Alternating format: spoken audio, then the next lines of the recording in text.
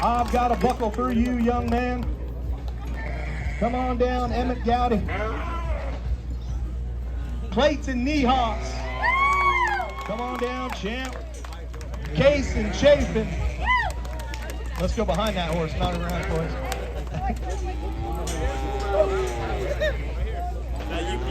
And Calvin Mendez, didn't you boys hustle down here to the middle arena? I'd love to present you with your buckles. Last time he hopped off the UPS truck, he was like, I think it's time to retire. I'm trying to give him a treat out.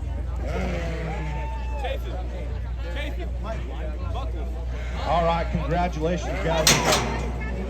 Grab your buckles. We're proud of you.